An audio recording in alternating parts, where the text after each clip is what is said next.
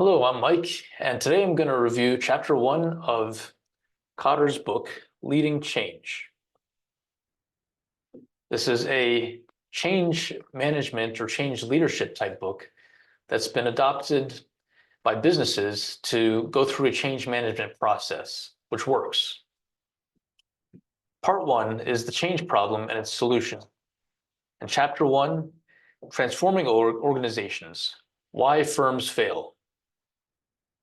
The first chapter, Kotter indicates different errors that organizations make when they try to rush into making a change and they don't have the complete buy-in, people don't understand the change, and it kind of backfires. Even if at first things seem to be working out, even a few years down the road, eventually things start to backfire and there's roadblocks which appear.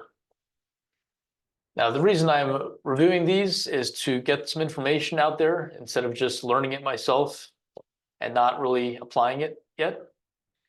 Perhaps you might be interested in also purchasing this book, and that's why I'm suggesting it. I won't go into a lot of detail, but just an overview to give an idea. In chapter one, the errors whenever an organization tries to implement change. Number one, allowing too much complacency.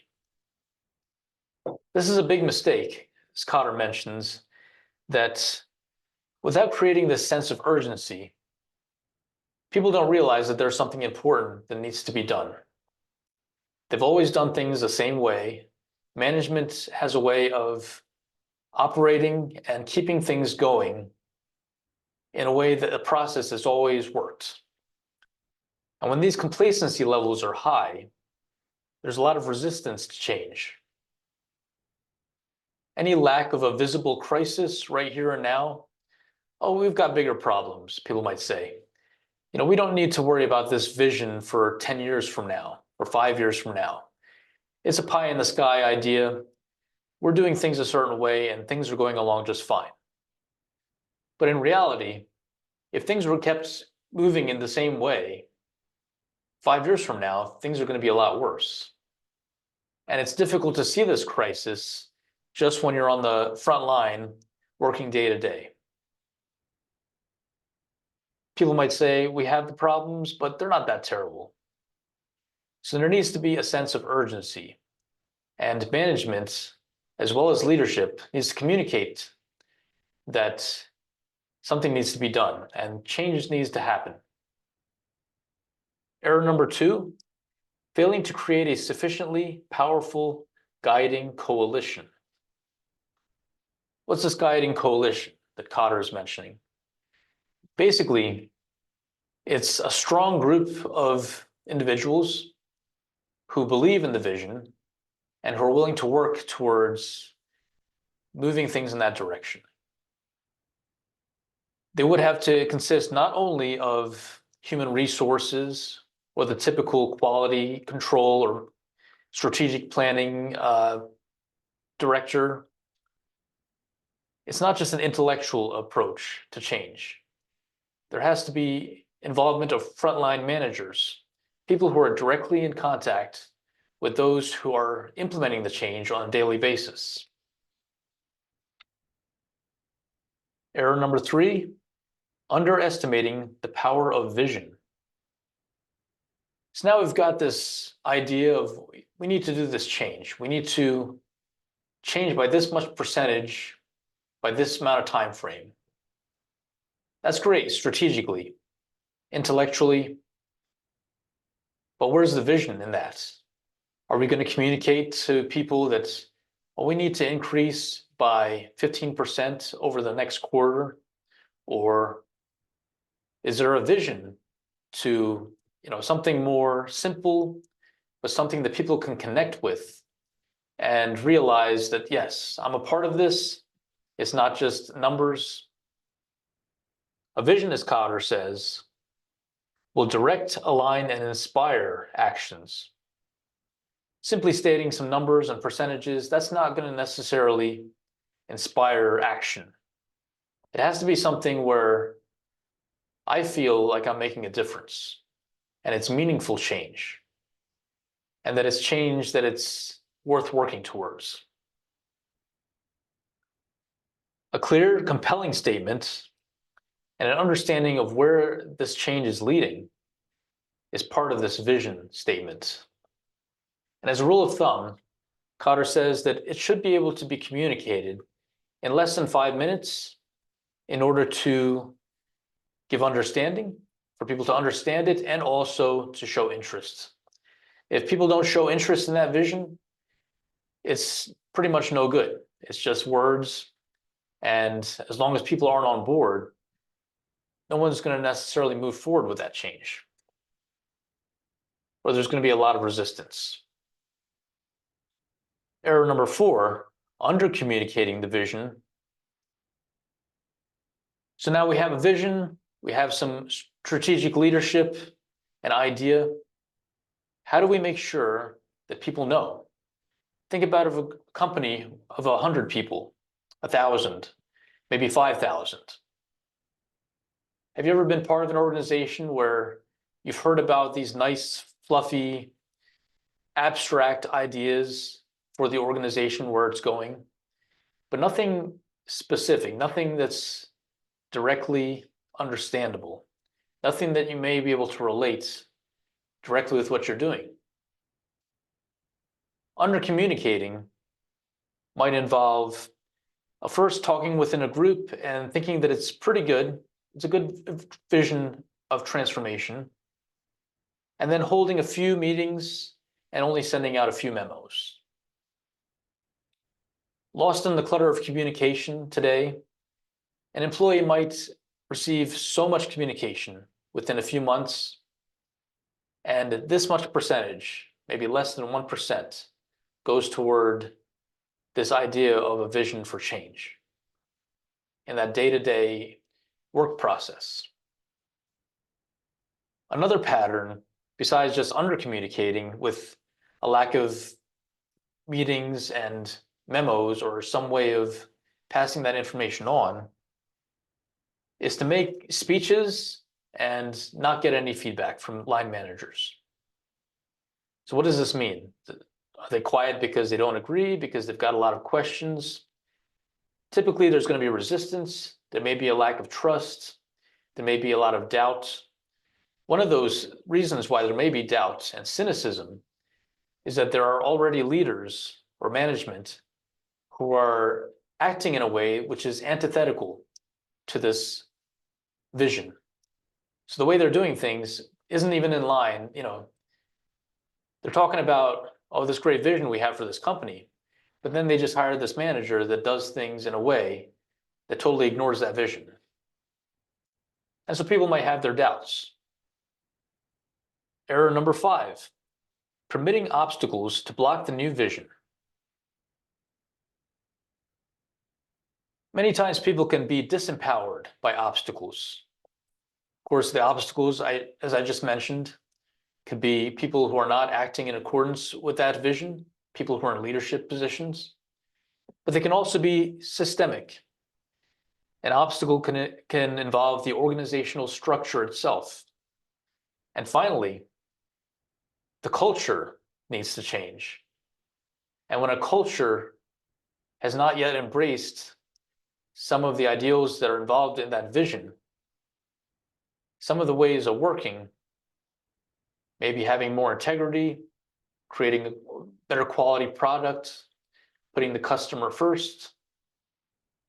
When the culture of the organization, for example, is getting the job done quickly so that you have the numbers,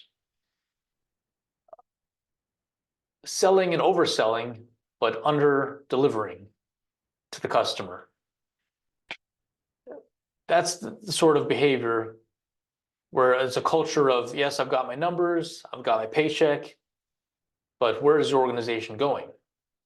How much are customers going to trust if it's just a hard sell and nothing delivered?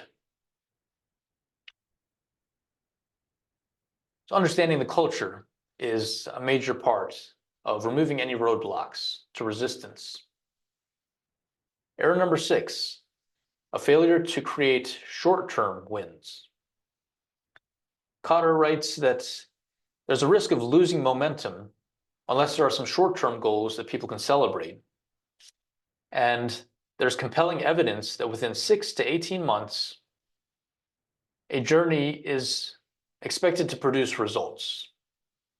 6 to 18 months.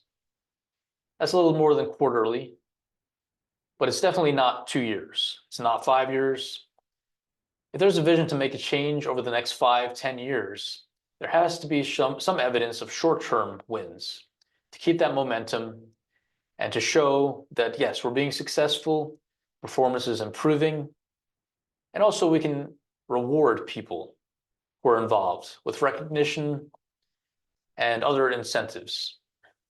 Now, Kotter does mention later on in the book about incentives not being a primary driver for change. And there's some psychological aspects to that, some psychological theory that says that, just giving incentives doesn't necessarily sustain long-term change. But it has to be something that's embraced and ingrained within, for instance, within the culture, within each person.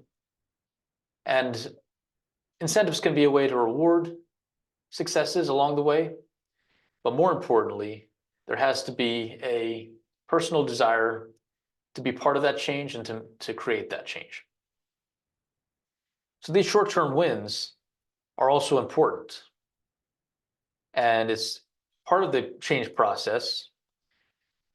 Any commitment to short-term wins can keep complacency down. That way we don't lose momentum. And error number 7, declaring victory too soon. So at the same time, we've got short-term wins. Suddenly, something's happened. This product had a success rate that's higher percentage than normal. What does that mean? That we just kick back and relax now? Or do we keep moving forward with those steps toward the vision? And oftentimes, it might be tempting to declare an early victory.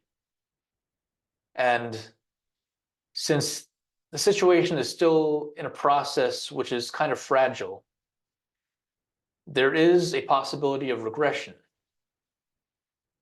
When there's no more communication of that need for change and of the vision, things can come to a halt, and certain ways of working can creep back in over time. Kotter writes that declaring victory too soon is like stumbling into a sinkhole on the road to meaningful change. And I believe number 8 is the final error he mentions, neglecting to anchor changes firmly in the corporate culture. I've already mentioned about the culture. Until the new behaviors are rooted into the culture, until there are shared values, then we might be missing the mark on creating sustainable change. So ignoring culture as part of the change process, just saying there's numbers, this is what we need to do, let's tell the line managers, this is what we need to have employees do. These are, the behaviors we're looking for, and we're going to have incentives or maybe punishments, or not give certain incentives if you don't meet these quotas. That kind of approach may work short term, but in order for long-term change to happen, it appears that there needs to be an acceptance in the culture. Culture embedded with this values.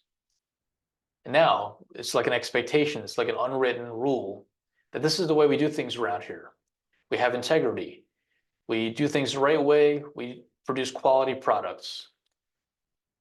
It's not we rush to get things done to get the numbers. So there has to be a balance. In any project, there's a balance of the time needed for the project to be completed, the quality of the product, and the budget. And how much money are you going to be able to put into this? How much do you have? How many resources? How much time do you have? Now the project's changed. Now you got to cut the time back and get it done sooner with perhaps a less quality product or maybe we don't have the budget for the same quality product that we needed, or maybe we have more needs now.